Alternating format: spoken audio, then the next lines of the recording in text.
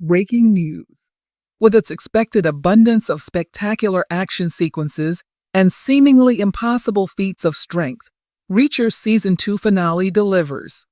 Alan Ritchson has a rich background playing superheroes, having portrayed Hawk in Titans and Aquaman in Smallville. Jack Reacher is more reminiscent of the second of those two figures. His sense of style is more understated than Hawk's, but he'd be at home beside the Punisher, Batman, or any of the other darkly costumed vigilantes.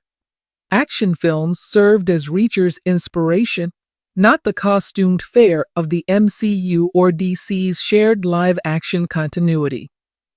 From the 1980s onward, action movie characters have been straight out of comic books, albeit without the original material. Morality is the defining characteristic that distinguishes Ritchson's present role as an ex-US Army Criminal Investigation Division officer from his previous personas as superheroes.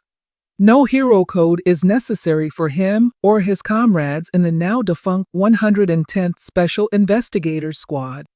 It made little difference to us as military police officers whether the detainees were handcuffed or stashed away in a cold storage drawer. In Reacher Season 2, the antagonists meet their demise in this manner.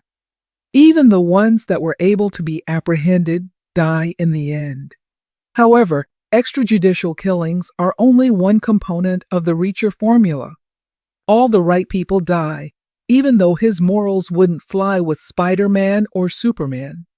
Surprisingly, not only does he survive, but so do all of his companions. Not Detective Guy Russo, who in New York's finest died defending a kid from assassins.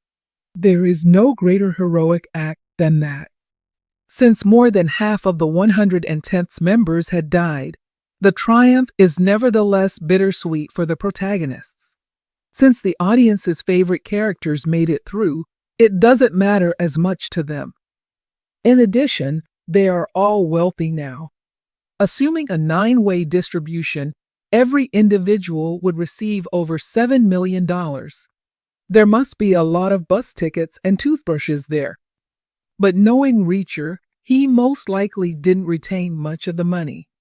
Flyboy is a fantastic episode for Robert Patrick, who played Stephen Langston, to a largely cameo presence in the voiceovers. In spite of Ritchson's towering height, Patrick proves once again why he is a giant. Langston possesses both pitiful and cruel qualities. Furthermore, he is not a villain who spins his mustache. It all started when his scheme to retire on blood money went horribly wrong. He's just a corrupt guy.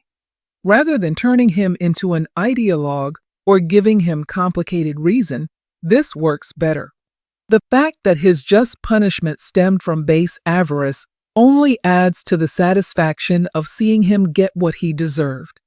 In contrast to Reacher, he lacks any concept of justice, honor, or loyalty. A.M., played by Ferdinand Kingsley, also had his first encounter with the special investigators. When compared to Langston, A.M. is completely without difficulty.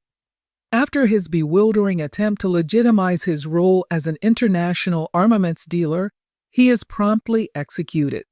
His ruthless murders of innocent bystanders weren't meant to establish him as a scary foe.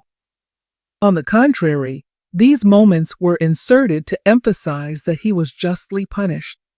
Once again, upon the arrival of Reacher's Homeland Security friends, he could have been apprehended.